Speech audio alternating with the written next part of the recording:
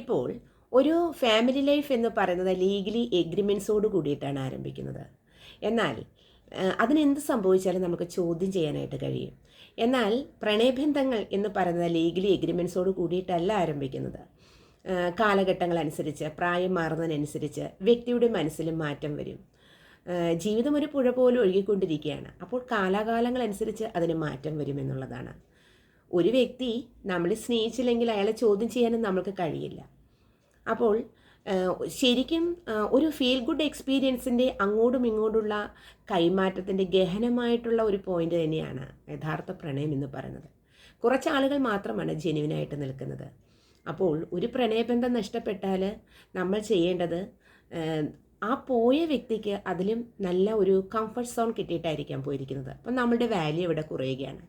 അപ്പോൾ നമ്മൾ നമ്മളുടെ വാല്യൂ കണ്ടെത്തുകയാണ് ചെയ്യേണ്ടത്. നമ്മൾക്കൊരു വാല്യൂ ഉണ്ട്, ഇത് മനസ്സിലാക്കിക്കൊണ്ട് നമ്മൾ നമ്മുടെ ജീവിതത്തെ വേറൊരു വഴിയിലേക്ക് തിരിച്ചു വിടുക എന്നുള്ളതാണ്.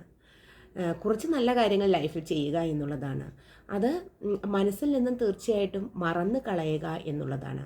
അതിനൊക്കെ വേണ്ടിയിട്ടാണ് സെൽഫ് ലവ് പ്രാക്ടീസ് ചെയ്യുന്നത്. സെൽഫ് ലവ് പ്രാക്ടീസ് ചെയ്യുന്നതോടുകൂടി നമ്മൾക്ക് കുറച്ചൊക്കെ മാറ്റം വരുന്നതാണ്. അപ്പോൾ ഒരിക്കലും ജീവനാന്തകാലം ഒരു വ്യക്തി നമ്മളെ സ്നേഹിച്ച് കൊള്ളണമെന്നുള്ള യാതൊരു കണ്ടീഷൻസും ഇല്ല എന്നുള്ളതാണ്.